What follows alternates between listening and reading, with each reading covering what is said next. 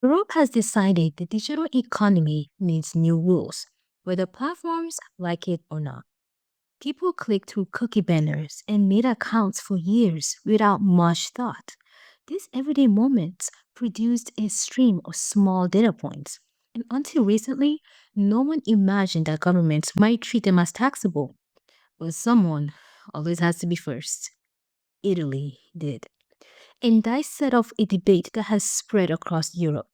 In this video, we will look at Italy's attempt to classify user data as taxable consideration.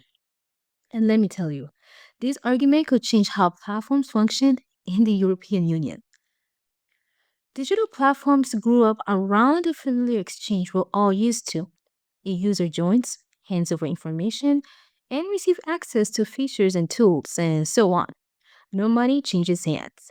But the platform still extracts value from the data. Because, as many of you know, if you're not paying for the product, you are the product. And this was a completely ordinary arrangement until the tax agencies began to ask questions. And for a long time, European tax code did not concern themselves with this model.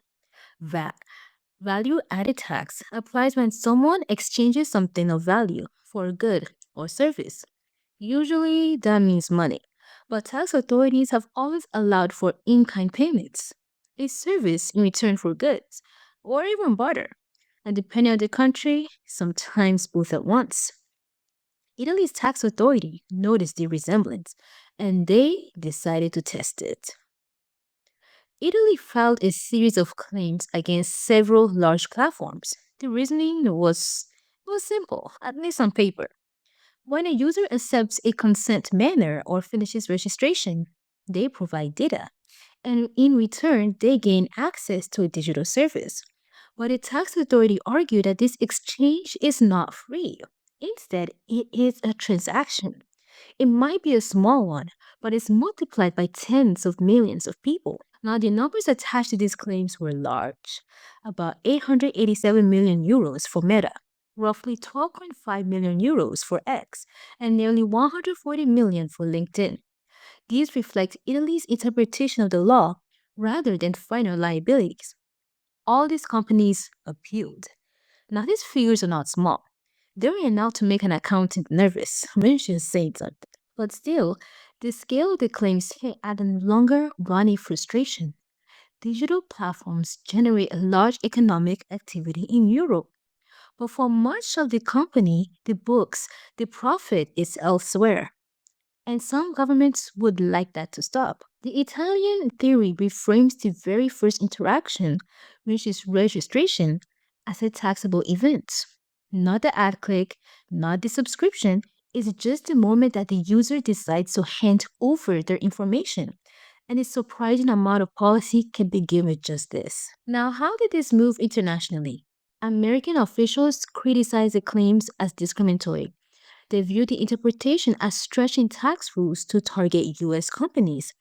And this was not the first time Europe and the United States disagreed on a digital policy, and it would definitely not be the last. In fact, both sides have long memories. Reports say US diplomats must oppose various European tech rules. The VAT cases became another item on that list. Now, someone in Washington probably had to open a new spreadsheet for these.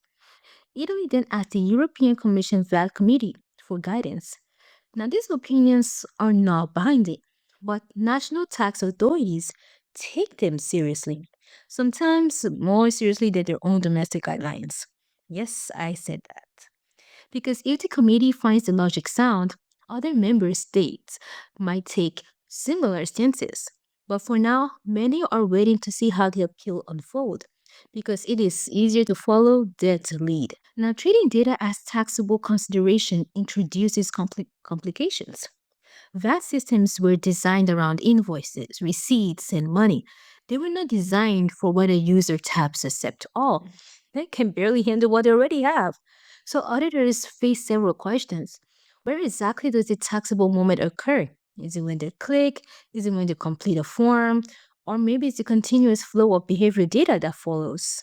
We don't know. But no tax form was designed for this, although someone somewhere is probably drafting one.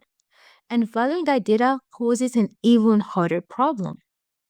Because unlike a product in a catalog, personal data does not have a fixed price. Its worth is dependent on how a platform uses it. It may be through advertising, it may be through training AI models, it could be through recommendation engines. Auditors have to assign value to that data, and good luck with that. Now, a few experts have pointed out that similar logic might apply to other sectors, such as loyalty programs, perhaps discount apps, or travel portals, because they follow the same model. Users trade data for access or benefits. The economic structure is not that different, just the branding. Now, of course, none of this makes the auditor's works any simpler, and implementation will be slow, even by European administrative standards. There is something new coming up. Europe is trying to tie digital activity more closely to its own fiscal systems. We're one part of this change. Now, tax authorities are taking their turn.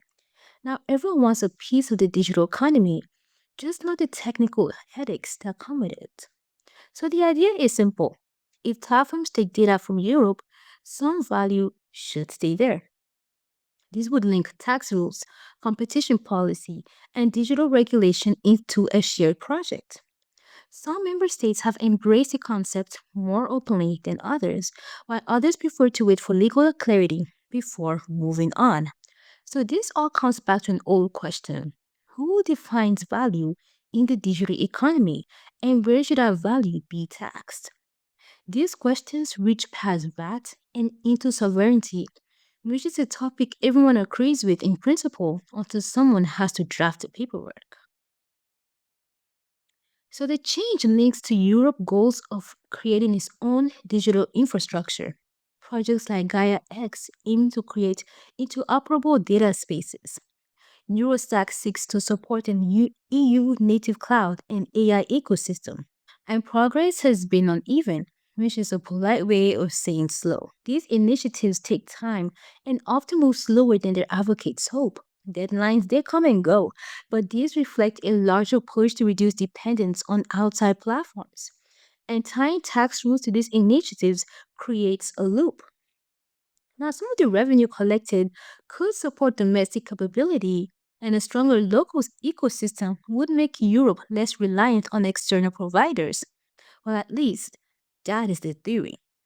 Analysts often know that sovereignty is not only about where the data is stored, it's also about who profits from it. And under mesh tax code, European regulators see these issues as connected, such as privacy, safety, taxation, they all reinforce each other. Together, they shape how digital markets operate inside the EU, sometimes intentionally. Europe's move toward treating data as taxable consideration is still in its early stages. The Italian cases would take years to resolve, and courts are in no hurry. Other countries are waiting to see how the theory holds up, but it's definitely underway. Taxation is becoming one of Europe's tools for shaping the digital market, and governments see registration and data flows as valuable exchanges. By doing this, their goal is to capture revenue that used to go unnoticed. And if this continues, data may become more than something to regulate. It might become part of how Europe defines its role in the digital world.